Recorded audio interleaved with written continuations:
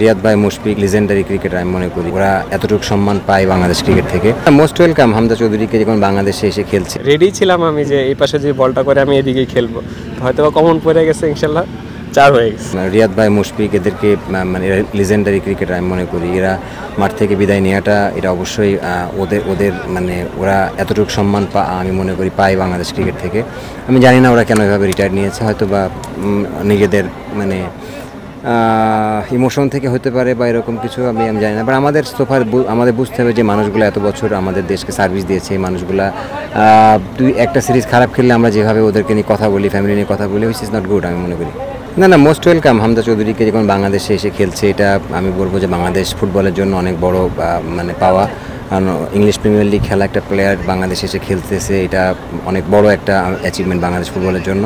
I hope যে উনি পারফরমেন্সটা ধরে রাখবে এবং বাংলাদেশ ফুটবলকে অনেক কিছু দিবে। দেখুন আমরা টিম হিসাবে খেলতেছি। আমি মনে হয় যে আমাদের প্রত্যেকটা প্লেয়ার চাচ্ছে যে টিমটা সুপার লিগ খেলুক এবং ভালো রেজাল্ট করুক, কারণ অগ্রণী ব্যাংক ম্যানেজমেন্ট থেকে শুরু করে সবাই খুবই ভালো। সো আমরা মন থেকে চাই এবং প্লেয়ারও চাই, খুব কষ্ট করছে যে টিমটাকে আমরা যেন ধরে রাখতে পারি। না আসলে দেখেন না, সকালে যখন ব্যাটিং করছিলাম আমি ওরে আসলে এভাবে আগের থেকে চিনতাম না। আমি দেখলাম 2 হাতে বল করতে পারে, which is very good. As a batsman হিসাবে ও আজকে 100 করেছে। আমার মনে হচ্ছে গুড প্লেয়ার এবং গুড প্রসপেক্ট বাংলাদেশের জন্য। ওকে যদি আমরা এভাবে ভালোভাবে খেলাতে পারি, নার্সিং করতে পারি, ডেফিনেটলি ভালো একটা প্লেয়ার হবে।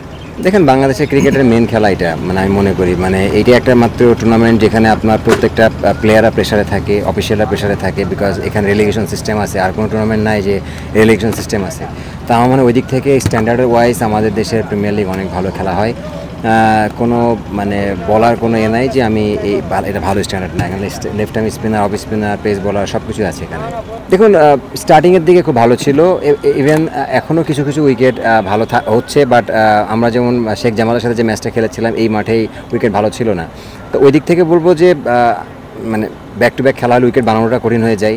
বাট সোফার এখন যে উইকেট খেলতেছি, বাট খুব বেশি খারাপ। আমরা তো সুপার লিগ খেলার চেষ্টা করবো ইনশাল্লাহ। আমরা যে রিদমে আমরা খেলতেছি, যেভাবে যাচ্ছি আমার চেষ্টা করবো এই জয়ের ধারা এভাবে ধরে রাখার। সাদা বল সবসময় ওয়ান ডে ক্রিকেট এনজয় করি এবং আমি love to play one day cricket always. আমি বলি যে এই জন্য ভালো লাগে ওয়ান ডে ক্রিকেট খেলতে। হয়তো বা আর যে কয়েক বছর ক্রিকেট খেলি না কেন, এই ফর্মেটটা এনজয় করার চেষ্টা করবো। আলহামদুলিল্লাহ আল্লাহর রহমতে ম্যাচটা জিততে পারছি, এই জন্য আসলে খুবই এক্সাইটেড। আসলে আজকের উইকেটটা একটু টাফ ছিল এবং ডিফিকাল্ট ছিল, তো এই জন্য সিচুয়েশনটা এক রকম হয়েছে এক সময়। তো আজকে আমাদের যে ম্যাচটা ছিল মাস্ট উইন ম্যাচ, তো এই জন্য খুবই এক্সাইটেড ছিলাম যে ম্যাচটা জিততেই হবে। ইনশাআল্লাহ আল্লাহর রহমতে ম্যাচটা জিততে পারছি, খুব ভালো লাগতেছে।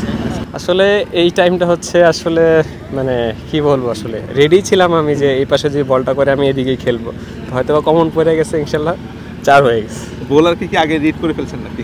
আমি আসলে এটা ছিলাম কমিটেড ছিলাম যে এই পাশেই খেলবো, বলটাও ভালো জায়গায় পড়ছে, এই জায়গায় কানেক্ট হয়েছে, 4 হয়ে গেছে। 4 না হলে তো যদি 2 রান বা 3 রান হতো আপনার সেঞ্চুরি কিন্তু হতো না। সেটা তো আসলে ভাগ্যে যদি না থাকে আপনি তো করতে পারবেন না। সেটা কি মাথায় ছিল নাকি দলে? না আসলে সেঞ্চুরি মানে রান কত ছিল আমি ওটা নিয়ে চিন্তিত ছিলাম না এবং জানিও না আমার কত রান ছিল। আমার টার্গেটই ছিল 1 বলে 3 রান লাগে আমার ম্যাচটা কীভাবে জিততে হবে, ওই টার্গেটে আমি গেছি। না আজকে আমরা যতগুলো ম্যাচ খেললাম, আজকের উইকেটটা একটু টার্নিং ছিল, একটু ডিফিকাল্ট ছিল, অন্য উইকেটগুলো এত বাজে ছিল না। ওভারঅল এবারে ডিপিএলটা কেমন মনে হচ্ছে? না ওভারঅল হচ্ছে ডিপিএল এর উইকেটগুলো আসলে এবার খুব ভালো হচ্ছে, রানও হচ্ছে সবার মাশাআল্লাহ। এটা আসলে সত্যি একটা আনন্দের বিষয় যে সবাই খেলাটা দেখতে পারতেছে লাইভ, এটা খুবই ভালো একটা জিনিস। আপনার ফ্যামিলি মেম্বাররা দেখে? হ্যাঁ সবাই দেখে ইনশাআল্লাহ।